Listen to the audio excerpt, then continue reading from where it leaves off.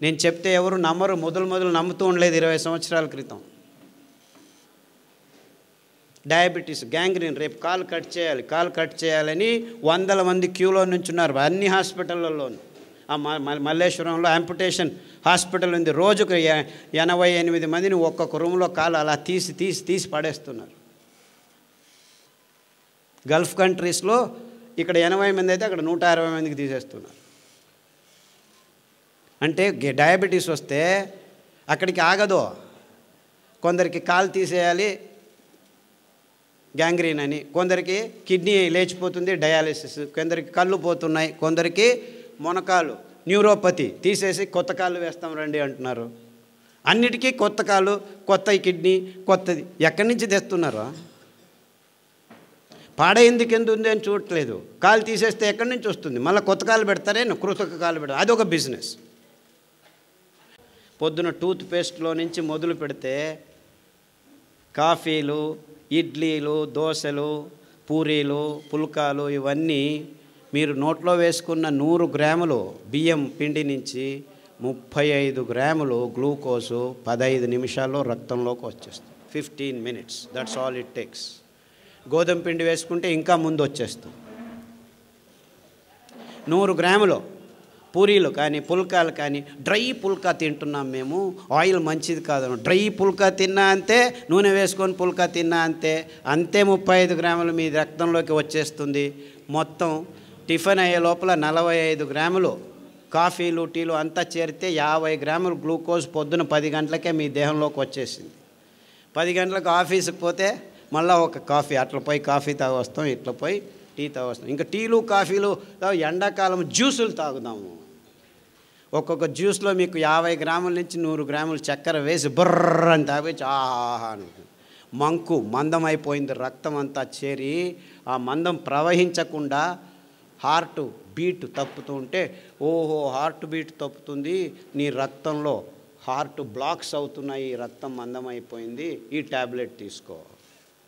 ఎన్ని రోజులు తీసుకుంటూ ఉండు, ఏం ప్రాబ్లం లేదు. అరే ఆ చక్కెర నోట్లో పోకుండా చూసుకోరా నాయన, అది మందం అవుతుంది. ఇప్పుడు చక్కెర నీళ్ళలో వేసి ఒక 2 నిమిషాలు వేడి చేస్తే ఏమవుతుంది? పాకం అవుతుంది. మీ దేహం టెంపరేచర్ ఎంత ఉంది, ఆ టెంపరేచర్లో మీరు చక్కెరలో వేస్తుంటే పాకమై కూర్చోండి ఉంది. పాకమై కూర్చుందిరా బాబు, అందుకే రక్తం పారట్లేదు అని ఎవడైనా చెప్పాడు? లేదు ఊరికాయ తింటే మీకు బీపీ వచ్చింది అంటాడు. ఉప్పుకు బీపీకి సంబంధమే లేదు, కానీ చక్కెరకు ఉన్నంత సంబంధం అని ఏ డాక్టర్ ఇంతవరకు మీకు చెప్పలేదు. అంతెందుకు, మీరు మీ భార్య మర్చిపోయి ఉప్పు ఒకసారి సాంబార్లో ఎక్కువ వేసింది అనుకోండి, రెండోసారి మర్చిపోయి ఒకసారి వేసి ఉంటుంది, ఏదో ఇంట్లో గలబల మర్చిపోయాను ఇంకొకసారి ఉప్పు వేశారనుకోండి, ఆ సాంబార్ ఎవరైనా తింటారా? భార్య కూడా తినదు, ఉప్పు కషమని. అదే మర్చిపోయి గులాబ్ జాముకి ఇంకో 4 చెంచాలు చక్కెర ఎక్కువ వేసామనుకో, హేమావతి చాలా బాగుంది, ఇంక 2 గులాబీలు తీసుకురా అంటాం.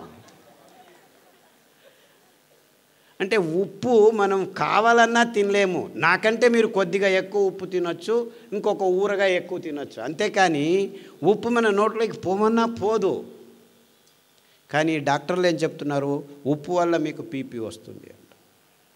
నిజంగా బీపీ వస్తుంది ఈ చక్కెర వల్ల, ఈ కాఫీ వల్ల, ఈ టీ వల్ల, ఈ పాల వల్ల అని ఏ డాక్టర్ మీకు చెప్పట్లేదు. ఇన్ఫ్యాక్ట్ ఊరగాయ అతి అద్భుతమైన పదార్థం. నిమ్మకాయ ఊరగాయ, టమోటా ఊరగాయ, చింతపండు ఊరగాయ, మామిడికాయ ఊరగాయ, ఉల్లికాయ ఊరగాయ, ఇవన్నీ ఆల్ఫా హైడ్రాక్సీ కార్బాక్సిలిక్ యాసిడ్స్ అంటారు. Tartaric acid, citric acid, ascorbic acid, మామిడి పండులో గ్యాలిక్ యాసిడ్ అని, గోంగూరలో ప్రోటోకోచిక్ యాసిడ్ అని ఇంకొకటి అద్భుతమైన పదార్థాలు. ఇవి అద్భుతం. ఎంత అద్భుతం అంటే మీ దేహంలో క్యాన్సర్ని పుట్టించే కారకాల్ని 1 నిమిషంలో నిర్వీర్యం చేస్తాయి. అంటే మన దేశంలో ఊరగాయ కూర్చుకొని ఇట్లా ఇంత తినము, చివరకు పెరుగన్నంలో కొద్దిగా నంజుకొని తింటాం. ఆ కొద్ది అంశమే చాలు మన దేహంలో క్యాన్సర్ని దూరం చేసేదానికి దోహదపడుతుంది. ఇంత అద్భుతమైన ఆహార పద్ధతిని అనారోగ్యం అని చెప్పి ఊరగాయని మన అరిటాకుల నుంచి తీసేసి చివరికి ఇచ్చింది వీళ్ళు ఏమిటాయంటే ఐస్ క్రీములు. ఆ ఐస్ క్రీమ్ తిని హార్ట్ బ్లాక్ అవుతున్నాయి పిల్లలకి, చిన్న చిన్న పిల్లలకి. ఇది ఆహార సంస్కృతిని పూర్తిగా నాశనం చేసే అడ్వర్టైజ్మెంట్లు చేస్తున్న మోసం. ఏ ఒక్క డాక్టర్ అయినా మీరు ఐస్ క్రీమ్ తినొద్దండి మంచిది కాదు అని చెప్పాడా? లేదు. ఊరగాయ తినొద్దండి అని అందరికీ చెప్తున్నారు. ఒకరికొకరు ఊరగాయ తినొద్దు అంట. వాడెవడో అమెరికాకు పోయిన వెంటనే ఫోన్, అమ్మా మీరు ఊరగాయలు ఎక్కువ తింటున్నారు, కొబ్బరి చట్నీలు ఎక్కువ తింటున్నారు, ఆఫ్ చేయండి. అక్కడ మాంసము, పిజ్జాలు, బర్గర్లు తిని హార్ట్లు పుట్టుకు అని చనిపోతున్నారు. దాని గురించి ఎవరు చెప్పట్లేదు. కొబ్బరిలో కొలెస్ట్రాల్ లేదు, ఊరగాయలో బీపీ లేదు. ఉండే బీపీ, ఉండే రోగం, ఉండే షుగర్ అంతా షుగర్లో, పాలల్లో, కాఫీలో, టీలో ఉంది. కానీ ఏ ఒక్క డాక్టరు, ఏ ఒక్క విజ్ఞాని, ఏ విశ్వవిద్యానిలయం దీని గురించి చెప్పట్లేదు. దానికి తోడు పుస్తకాల్లో రోసుకొని పాలు మంచిది, బియ్యం మంచిది, గోధుమలు మంచిది, ఇది తినండి అది తినండి అని ఈ డాక్టర్ల నుంచి, డయాబెటీస్ వచ్చిందా చపాతీ తిన్ను, చపాతీలో గ్లూటెన్ అనే ప్రోటీన్ ఉంది, అది కూడా ఈ కల్మషాలు మీ చిన్న పేగుల్ని, పోగుల్ని అంటుకుంటే సిలియక్ డిసీజెస్, అలర్జీ డిసీజెస్ అన్నీ వస్తాయి. నిర్నాళ గ్రంథికలు నాశనం అవుతున్నాయి. అటువంటి భయంకరమైన పదార్థాన్ని ఆహారమని ఎందుకు నమ్మించారో? ఈ ఫర్టిలైజర్ కంపెనీలు పెంచుతున్నది గోధుమలు ప్రపంచమంతా. అందుకే అందరూ గోధుమలు తినేట్టు చేస్తున్నారు. చపాతీ మంచిది, చపాతీ ఆయిల్ వద్దు, పుల్కాలు మంచివి. What non sense. ఆ గోధుమల వైపు ముఖం కూడా చూపించకూడదు, అంత భయంకరం. ఎందుకంటే 1 కేజీ పెంచేదానికి 10,000 లీటర్ల నీళ్లను కట్టాలి. మొదటే చెప్పాను, నీళ్లు లేవు. చక్కెర 1 కేజీ పెంచేదానికి 28,000 లీటర్ల నీళ్లను పెంచాలి, కట్టాలి మనం సాగుబడి.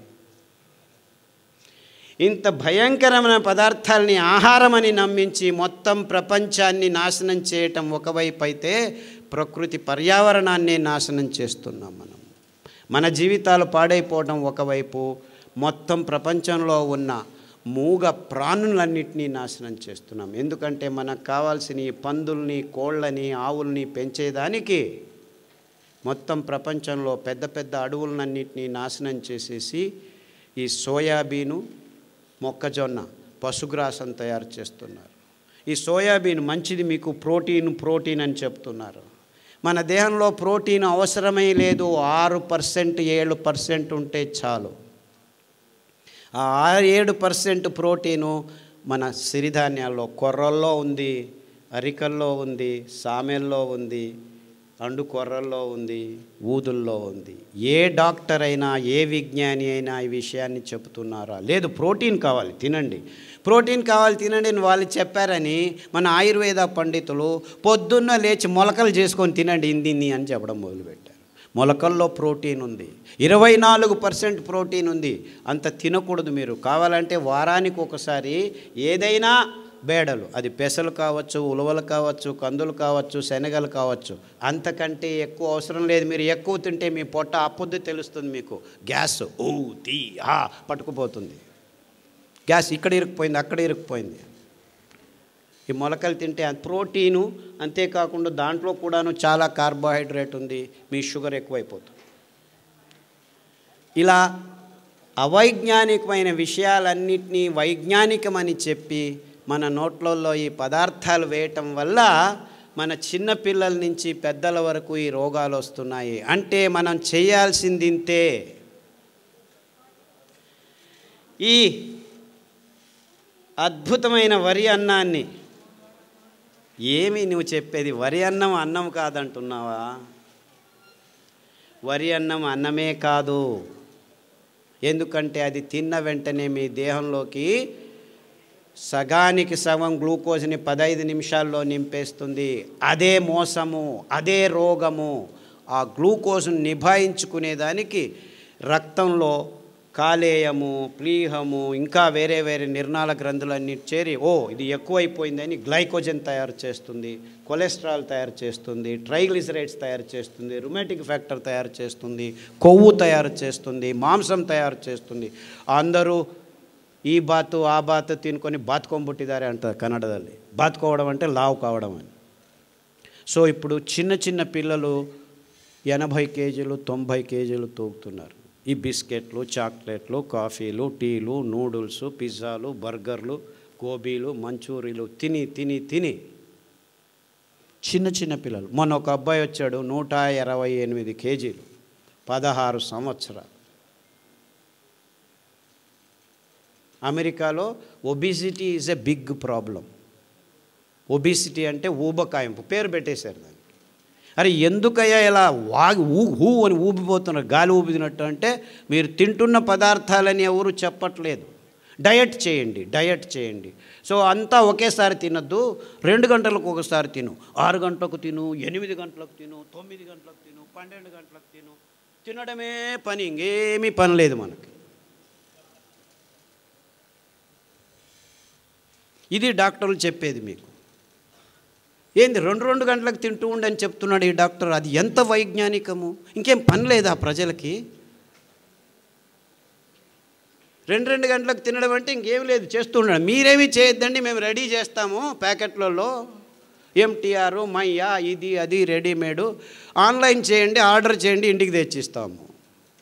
చూసారా, వంటింటిని మెల్లిగా వాణిజ్యకరణం, ఆహార పదార్థాలని వాణిజ్యకరణ చేశారు. మీరు ఇంట్లో వంట చేసుకొని తినడం కూడా వాళ్ళకి ఇష్టం లేదు. ఎందుకంటే ఇంకా అనారోగ్యాన్ని ఇంకా వేగంగా మీ దేహంలోకి రావాలంటే ఇంకా కెమికల్స్ను వాడి ఈ ప్యాకెట్లలో మీరు తాగే కప్పులు, తినే ఇవన్నింటినీ ప్లాస్టిక్ కోటింగ్ చేసేసి మీకు అనుకూలం అనుకొని హైజీన్ అంటే పర్సనల్ హైజీన్ ప్లాస్టిక్ బాటిళ్ళలో నీళ్లు పెళ్ళిళ్ళలో పెడుతున్నారు. ముందు ఏం చేసేవాళ్ళం, లోటా తీసుకో, ఎత్తుకొని నీళ్ళు తాగు అని ఒకడు చెంబు తీసుకొని, రాగి చెంబు తీసుకొని నీళ్ళు పోసేవాడు. అంటే నీళ్లు పారుతూ ఉంటే స్ట్రక్చర్గా ఉంటుంది. తామ్ರದ ఫలకంలో, రాగి ప్లేట్లో ఉంటేను స్ట్రక్చర్ అయిపోతుంది. కారణం ఇంతే, రాగి ప్లేట్ మీద డి ఆర్బిటల్ ఎలక్ట్రాన్స్ ఫ్రీగా మూవ్ అవుతుంటాయి, నీళ్లను స్ట్రక్చర్ చేస్తాయి. పారుతుంటే జలపాతాల్లో, నదుల్లో నీళ్లు పారుతుంటే ఆ ఎనర్జీ ఆక్సిజన్ను, హైడ్రోజన్ని స్ట్రక్చర్ చేస్తుంది. ఆ ఎనర్జీ నీళ్లు నింపినప్పుడు కూడాను స్పృశిస్తూ ఉండేది రాగి ఫలకం మాత్రమే. అందుకే మన సాధు పుంగవులు, మునులు ఎక్కడికి వెళ్ళినా రాగి కమండలం తీసుకెళ్లేవాళ్ళు. కోపం వచ్చినా, ఇష్టమైన, శాపం ఇవ్వాలన్నా, వరం ఇవ్వాలన్నా ఆ నీళ్ళనే తీసుకొని నీ దేహం మీద వేసేవాడు. అంటే నీ దేహంలోనూ 75% నీళ్లు ఉంది, ఆ స్ట్రక్చర్డ్ వాటర్. అందుకే మీరు పాప వినాశం, ఆ జలపాతం మీద కూర్చుంటే పాపాలన్నీ బాగా అయిపోతాయి. గంగలో మునిగితే పాపం నాశనం అయిందంటే ఆ పారుతున్న నీళ్ళల్లో మీ దేహం 10 నిమిషాలు ఉంటే మీ దేహంలో ఉన్న రక్తము అన్నీ నీటి అంశమే. కాబట్టి స్ట్రక్చర్డ్ అయిపోతే కల్మషాలన్నీ పోయి మీరు బయటికి లేస్తే చైతన్యవంతులైనట్టు అనుభూతి జరిగేది. అందుకే ఇంతే కారణం. వేల సంవత్సరాల నుంచి సంగమాల్లో, పుష్కరాల్లో స్నానాలు చేయండి, మీకు ఇప్పుడు వెళ్ళి స్నానం చేయకండి, అంతా కలుషితం అయిపోయాయి. నిజమైన నీళ్లు, పారుతున్న నీళ్ళల్లో, కొత్త నీళ్ళల్లో ఆ శక్తి, ఆ ఎనర్జీ, ఆ స్ట్రక్చర్డ్ వాటర్ వల్ల మీ దేహం పునీతమవుతుంది. అంతే ముందు వాళ్ళు చెప్పింది, ఇంకేమీ లేదు. రావి చెట్టు చుట్టూ ప్రదక్షిణలు చేయండి అని చెప్పింది ఇందుకే, మీ అసమతులనం బాగవుతుందని. ఇంతే. ఇవన్నీ బూటకం, ఇవన్నీ మూఢనమ్మకం అని మనల్ని నమ్మించి సైంటిస్టులు నిజమైన అద్భుతమైన పద్ధతుల్ని, క్రమాల్ని మన క్రమం నుంచి, జీవన క్రమం నుంచి తప్పించి అనారోగ్యకరమైన ఈ వైజ్ఞానికమని చెప్పి వాణిజ్యీకరణ అంశాలని మన జీవితాలకి జోడు చేసి అందరూ రోగులై సతమతమవుతుంటే మీ అయోమయ స్థితిని, మీ భయాన్ని డబ్బు చేసుకునే వ్యవస్థని సమాజం అంచెలంచెలుగా తయారు చేసింది అని చెప్పేదానికి నాకు ఏ సందేహము లేదు. బీపీ వచ్చింది డాక్టర్, తీసుకో లైఫ్ లాంగ్. థైరాయిడ్ వచ్చింది లైఫ్ లాంగ్. రుమటిజం వచ్చింది లైఫ్ లాంగ్. అంటే మీరు తాగుతున్న పాల నుంచి ఇలా అసమతులనం వల్ల, అంతెందుకు మగవాళ్ళకి ఉచ్చలు పోసేదానికి కష్టమైపోయి పక్కన అటాచ్డ్ బాత్రూమ్లు కట్టుకుంటారు. ఉచ్చలు వస్తే వెంటనే పక్కకి పట్టుకోలేదు. నరాల దౌర్బల్యం వచ్చి ఇవంతా మనం తీసుకుంటున్న ఈ ఒక్క పాలు, కాఫీ, టీల వల్ల జరుగుతుంది, అందులో ఉన్న చక్కెర వల్ల జరుగుతుంది అని ఏ ఒక్క డాక్టరు మీతో చెప్పట్లేదు. చెబితే మీరందరూ ఈ కాఫీలు టీలు మానేస్తే మొత్తం ఫార్మస్యూటికల్ కంపెనీస్లో 35% లాస్ విదిన్ 2 days జరుగుతుంది.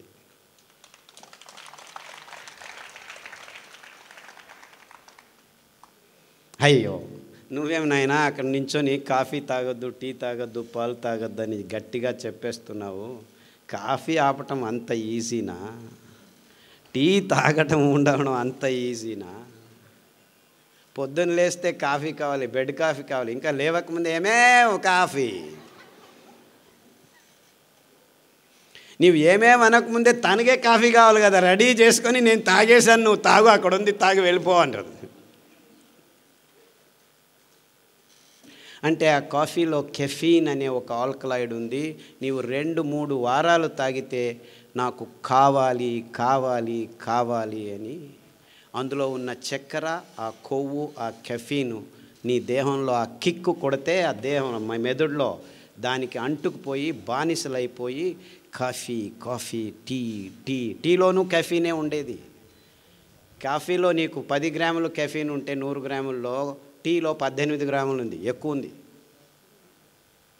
ఆ కాఫీలు టీలలో పాలు చక్కెర వేసుకొని తాగి తాగి తాగి చివరికి ఏమైంది తెలుసా? మొత్తం అంతా ప్రపంచం కాఫీలు తాగి తాగి ప్రపంచంలో ఉన్న కొండ చర్యలన్నీ మొత్తం అడవులన్నింటినీ నాశనం చేసి కాఫీ ఎస్టేట్లు, టీ ఎస్టేట్లు బయలుదేరాయి. అంటే మీరందరూ కాఫీలు టీలు తాగడం వల్ల మన కేరళ కొట్టుకుపోయింది. ఎందుకు? కాఫీలు టీలు పెంచాలంటే కొండ చర్యల్లోనే, మన దేశమే కాదు మొత్తం ప్రపంచమంతా ఇది జరుగుతుంది. ఈ కాఫీలు టీలు ఇంత ఎక్కువగా ఎందుకు పెంచారు? ఆ కాఫీలు టీలు పెంచేదానికి ఫర్టిలైజర్స్ వాడాలని ఈ ఫర్టిలైజర్ కంపెనీలు దీనిలను తెచ్చి కూర్చోబెట్టాయి. పెద్ద పెద్ద పెద్ద కంపెనీలు పనిచేస్తున్నాయి. అంటే మొత్తం ప్రపంచమంతా కాఫీలు టీలు తాగేట్టు చేస్తే మేము ప్రతిరోజు మీ నోట్లోకి పోతున్న ప్రతి ఒక్క చుక్క నుంచి డబ్బులు చేసుకోవచ్చు. చూసుకోండి, ఇది ఎవ్వరికీ అర్థం కావట్లేదు. We don't need coffee, we don't need చక్కెర, వీ డోంట్ నీడ్ పాలు, అన్నీ భయంకరమైన పదార్థాలే. కానీ ఏ ఒక్క విజ్ఞాని ఇంతవరకు మీకు చెప్పట్లేదు. ఎందుకు చెప్పట్లేదు? ఈ విజ్ఞానులంతా ఈ కంపెనీల సైన్స్ని ముందుకు తీసుకువెళ్ళేవాళ్ళు విజ్ఞానం పేరుతోనే చెప్తున్నారు. కాఫీ తాగితే ఇక్కడ ఆనందం వస్తుంది, అక్కడ ఆనందం వస్తుంది అని చెప్పి పెద్ద పెద్ద ఇన్స్ట్రుమెంటల్లో చేసి చూపించి ఇంకా తాగేటట్టు చేస్తున్నారు. కానీ మీరు బానిసలు అయిపోతున్నారు, మన పర్యావరణం నాశనం అయిపోతుందని ఏ ఒక్కరూ కనెక్ట్ చేసి చెప్పట్లేదు. మీరు ఒక్క వారం కాఫీ తాగటం ఆపు చేయండి. అఫ్కోర్స్ కష్టమవుతుంది, దాని నుంచి బయటపడాలని మీరు ఆలోచించండి. కానుగ ఆకు కషాయం, కానుగ చెట్లు ఎన్నో ఉన్నాయి ఇక్కడ. చమురు ఆకు కషాయం, పత్తి ఆకు, బీటీ కాటన్ పత్తి తెచ్చుకొని తాగద్దండి, క్యాన్సర్ వచ్చేస్తుంది మరుసటి రోజే మీకు. నిజమైన పత్తి చెట్టు 20 సంవత్సరం పెద్దగా పెరుగుతుంది అది. ఆ ఆకుల కషాయం తాగితే మీలో ఉన్న హార్మోన్ అసమతులనము 6 వారాల్లో మీ దేహం నుంచి దూరం అవుతుంది. 6 నెలల్లో మీ మీతు మీద ఉన్న మీసాలు రావటం ఆగిపోతుంది. మీరు బ్యూటీ పార్లర్కి వెళ్ళాల్సిన అవసరం లేదు.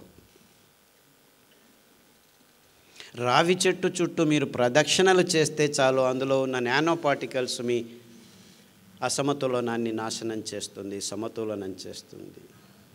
ఇంతకుముందు మనం దేవాలయాల్లో రావి చెట్లు కట్టుకొని దాని పక్కన ఒక వేప చెట్టు వేసి లక్ష్మీ విష్ణు అని పేరు పెట్టుకొని దాని చుట్టూ తిరిగితే ఇన్ఫ్యాక్ట్ పిల్లలు పుట్టని వాళ్ళకి పిల్లలు పుట్టేవాళ్ళు.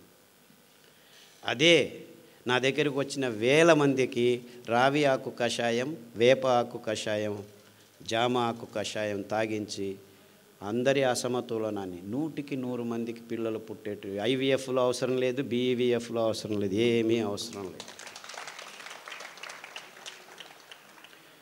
వీర్యం లేదు, పెళ్ళయింది 10 సంవత్సరాలైంది, పిల్లలు పుట్టడం లేదని మగవాళ్ళకు చూపించకుండా ఆడవాళ్ళకు మాత్రమే చూపిస్తుంటారు. ఈ డాక్టర్లు కూడా మగవాళ్ళకి వీర్యకణాలని పెంచే స్తోమత లేదు, మందులు లేవు, సో నీతో ఏం పని లేదు, మాకు నీతో ఏం లాభం లేదు, ఆడవాళ్ళకి ఇది చేస్తాం, అది చేస్తాం, ఇది చేస్తాం, అది చేస్తాం, ఈ హార్మోన్ ఆమెను గబ్బులేపేసి వాళ్ళ ఆరోగ్యాన్ని చివరికి పిల్లలు పుట్టడం లేదు, ఐవీఎఫ్ చేస్తాం. ఇక్కడ యాక్చువల్లీ ప్రాబ్లం వచ్చి వీర్యకణాలు లేవు, ఇక్కడ 0 అయిపోయి కూర్చో. వెంట్రుకలు లేచిపోతున్నాయి, బట్టతలు ఆడవాళ్ళలో 100కి 2 అయితే మగవాళ్ళలో చెప్పాల్సిన పని లేదు. 100కి 80 మందికి బట్టతల, 20 సంవత్సరాలకే 100కి 30 మందికి బట్టతల. దీనికి కారణం మీరు తాగుతున్న నీళ్లు, చచ్చిన నీళ్లు తాగుతున్నాం మనం. ఎప్పుడైతే పారుతున్న నీళ్లు తాగుతామో అది స్ట్రక్చర్డ్ వాటర్గా ఉంటుంది.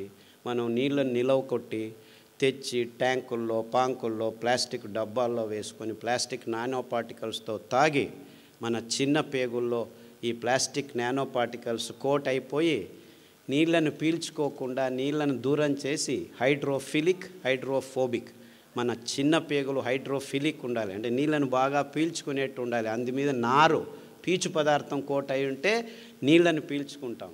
కానీ ప్లాస్టిక్ కణాలు కోట్ చేసుకుంటున్నాం.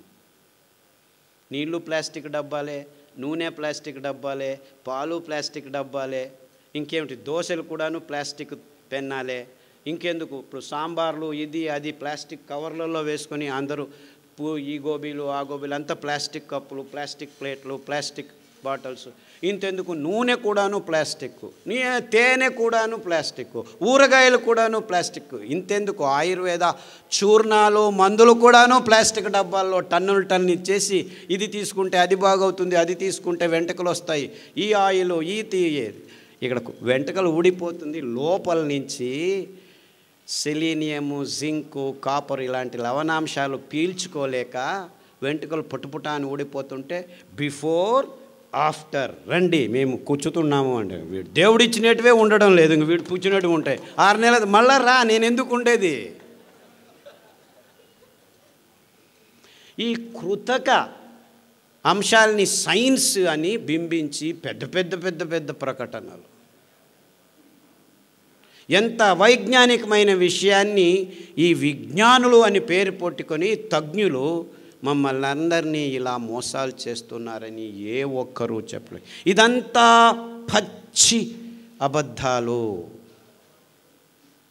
పాలు తాగండి అని చెప్పడమే ఒక పెద్ద అబద్ధం. అది పరిపూర్ణ ఆహారమని మన విజ్ఞానపు పాఠ్యపుస్తకాల్లో రాసుకొని రారాజిస్తూ వీళ్ళు సైన్స్ నడుపుతున్నారు. తల్లి పాలు తప్పని నోటికి ఏ పాలు పోకూడదు అని నిజమైన వాక్యం అది. పాలంటే ఏమిటి? తల్లి స్తనం నుంచి నేరుగా పిల్ల నోటికి పోవాల్సిన అద్భుతమైన అస్థిర పదార్థం. 1 నిమిషంలో మారిపోతుంది, అది నేరుగా వెళ్ళాలి మీ స్తనం నుంచి పిల్లోడి నోట్లోకి. అంత అద్భుతమైన పదార్థాన్ని పాశ్చరైజేషను, హోమోజినైజేషను, ఈఏషను, కోల్డ్ ఇది అని చెప్పి 15 రోజుల తర్వాత పిల్లల నోట్లో వేస్తే వాడికి రోగం రాక ఇంకేం వస్తుంది? ఒక డాక్టర్ అయినా ఈ పాలు తాగొద్దండి అని చెప్తున్నాడా మీకు? ఈ చక్కెర తినిపించొద్దండి అని చెప్తున్నాడా? ఇంత క్లియర్గా ఉంది, ఇంత సింపుల్గా ఉంది విషయం. సో మీరందరూ చేయాల్సింది ఇంతే. ఈ పాలు, ఈ కాఫీలు, ఈ టీలు రేపటి నుంచి ఆపు చేస్తే సగానికి సగం మీ ఆరోగ్యం అంతా కుదుటపడటం 6 వారాల్లో జరుగుతుంది. ఇది నా గ్యారెంటీ.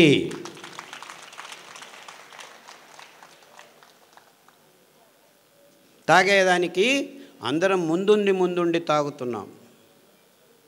ఎక్కడ పోయినా కాఫీలు టీలు, ఊరికినే కాఫీలు టీలు. అదేవిడో గెస్ట్ వస్తే కాఫీ తాగుతావా, టీ తాగుతావా? రాత్రి 12 గంటలకు వచ్చినా కాఫీ తాగుతావా? ఎందుకు? పాలు ఫ్రిడ్జ్లో ఉన్నాయి, కాఫీ పొడి రెడీగా ఉంది. And we have no shame. Police వాళ్ళు ఇక్కడికి వచ్చి కాఫీ టీ తాగుతారు సార్ అంటే ఎంత మూర్ఖలమైపోయాం మనం. ఆయా కాలానికి ఆయా సమయానికి తగినట్లు మన దేశంలో కషాయాలు ఉండేటివి. వేడి కాలంలో వస్తే మెంతాకు కషాయం కానీ మెంతులు దంచి మజ్జిగలో వేసిస్తే తాగితే చల్లగా ఉండేది. అదే చలికాలంలో వస్తే మిరియాలు జీలకర్ర వేసి కషాయం తాగిస్తే దేహం ఉత్తేజమయ్యేది.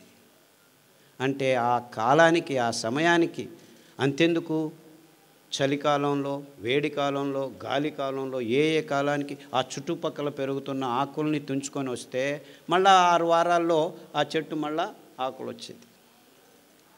అంటే పర్యావరణాన్ని ఎంత అద్భుతంగా సంరక్షించే ఈ కషాయ సాంప్రదాయం ఉన్న మన దేశంలో కూడాను ఇప్పుడు కషాయం అంటే ఈ డాక్టర్లు ఏం చేశారు, ఆయుర్వేద డాక్టర్లు 1 లీటర్ని 1/4 లీటర్గా కుదించండి అని గట్టిగా కషాయం అంటే ఎవరైనా ముట్టుతారు దాన్ని, అలా చెడ్డ పేరు తీసుకొచ్చేసారు.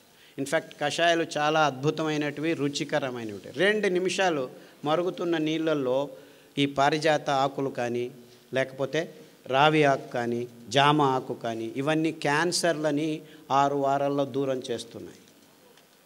చెప్పాను కదా, ఎంతోమంది క్యాన్సర్ పేషెంట్లు ఈ పారిజాత ఆకు, రావి ఆకు, జామ ఆకు కషాయాలని తాగి బ్రెయిన్ ట్యూమర్లు, బ్లడ్ క్యాన్సర్లు, లంగ్ క్యాన్సర్లు, గర్భకోశంలో గడ్డలు, సాదాపాకు అని ఇంకొక ఆకు ఉంది. ఆ ఆకు కషాయాలు తాగితే మీ దేహంలో ఎక్కడ గడ్డలు ఉన్నా కానీ కరిగిపోతాయి. అరటి బోధ కషాయం తాగితే చాలు, మీ కాలేయము, మీ మూత్రపిండము, మీ గాల్ బ్లాడరు, మీ మెదడులో ట్యూమర్స్ ఉన్నా కానీ కరగటం మొదలు పెడతాయి. దానికి తోడు ఈ అరికలు, సామెలు భోజనం చేస్తే 6 నెలల్లో మీ క్యాన్సర్ మీ దేహం నుంచి అలా మాయమైపోతుంది. అలా చిటిక వేస్తే మాలమై, ఓ క్యాన్సర్ ఇంక బాగా కాదు, లక్షలు కోట్లు ఖర్చు పెడుతున్నారు. పైసా ఖర్చు లేదు, మీకు పైసా ఖర్చు చేయాల్సింది.